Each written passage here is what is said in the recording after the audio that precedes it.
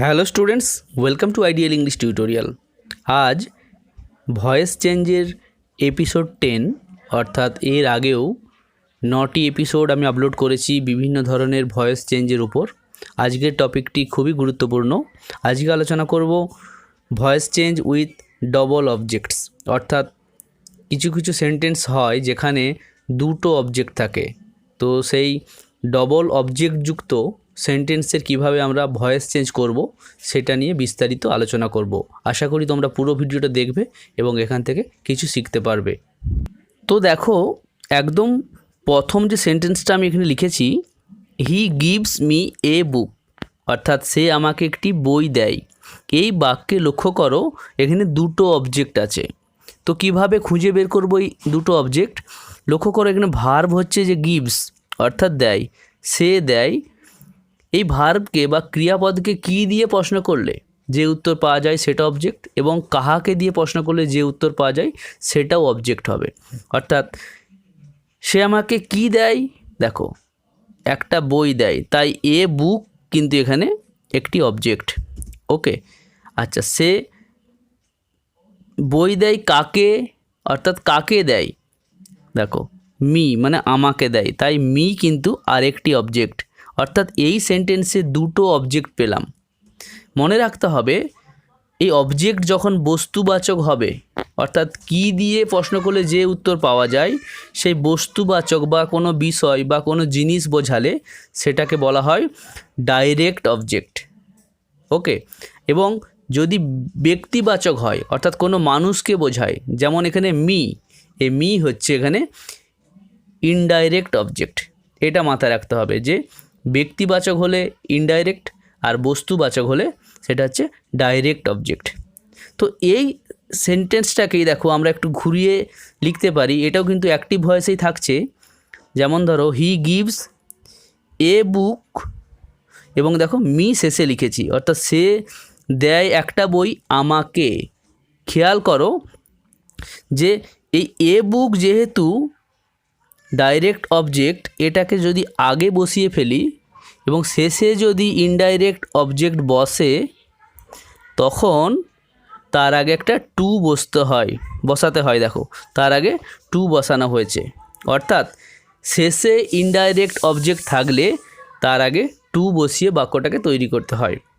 তাহলে দেখো দুটো যে সেন্টেন্স তৈরি করলাম, এই দুটো সেন্টেন্সই কিন্তু অ্যাক্টিভ ভয়েসে আছে, অর্থাৎ দুটো সেন্টেন্সকেই দুভাবে লেখা যায় এবং দুটোরই কিন্তু একই সেন্স প্রকাশ পাচ্ছে। হি গিভস মি এ বুক অথবা he gives a book to me. তো আমার এই ধরনের বাক্য থাকলে যে ভয়েস চেঞ্জ করতে হবে তার একটা বিশেষ নিয়ম রয়েছে। তো দেখো, প্রথমে যে কাজটা হবে খুব সহজেই করতে পারবে।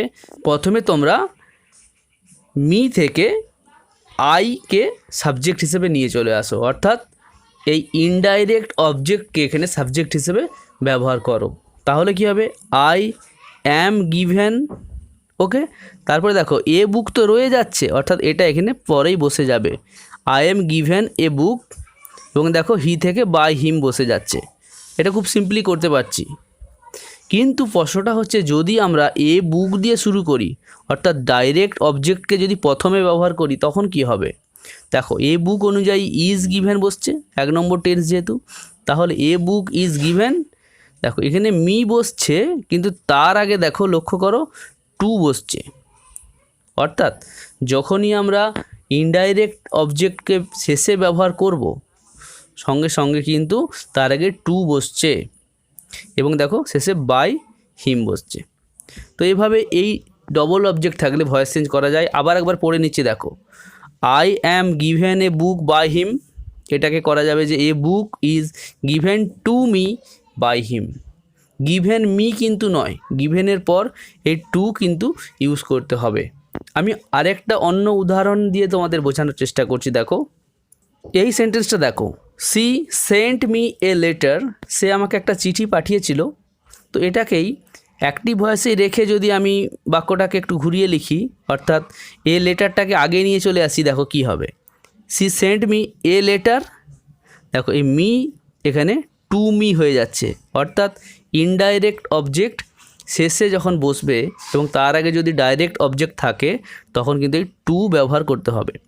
এটা হলো অ্যাক্টিভ ভয়েসের নিয়ম। একইভাবে প্যাসিভ ভয়েসের ক্ষেত্রেও দেখো, আমি প্রথমে কি করলাম, এ মি যেহেতু এখানে ইনডাইরেক্ট অবজেক্ট, এটা দিয়ে শুরু করছি। দেখো আই পাস্ট ইনডিফিনাইট টেন্স, তাই আই ওয়াজ সেন্ট, সেন্ট থেকে সেন্টই থাকছে। I was sent a letter by her. দেখো এ লেটারটা এখানে স্বাভাবিকভাবেই ডাইরেক্ট অবজেক্ট হওয়ার জন্য মূল ভার্বের পরে বসে গেল। I was sent a letter by her. কিন্তু যদি এ লেটার দিয়ে শুরু করি, অর্থাৎ ডাইরেক্ট অবজেক্টটা প্রথমে বসাই, তখন কি হচ্ছে দেখো, এ লেটার ওয়াজ সেন্ট, অর্থাৎ অক্সিলারি ভার্ব এবং মূল ভার্বের পাস্ট পার্টিসিপল বসলো। তারপরে দেখো এই যে মি অবজেক্ট, এর আগে কিন্তু দেখো টু বসছে, to me. A letter was sent to me by her. তো এটা খেয়াল করতে হবে যে যদি ডাইরেক্ট অবজেক্ট দিয়ে শুরু হয়, যেমন ধরো এ লেটার দিয়ে শুরু হয়েছে, সেক্ষেত্রে কি হবে, ইনডাইরেক্ট অবজেক্টের আগে তোমাকে টু ইউজ করতে হবে। এটা একটু মাথায় রাখবে। আর একটা অন্য উদাহরণ দেখাচ্ছি, দেখো তোমাদের, উই শ্যাল লেন্ড হিম সাম মানি। তো এক্ষেত্রে দেখো লেন্ড কথার অর্থ হলো ধার দেওয়া, অর্থাৎ আমরা তাকে কিছু টাকা ধার দেব। তো কি দেব, কিছু টাকা ধার দেবো, অর্থাৎ সাম মানি, এটা হচ্ছে কি ডাইরেক্ট অবজেক্ট। কাকে দেব, দেখো হিম, এটা হচ্ছে ইনডাইরেক্ট অবজেক্ট।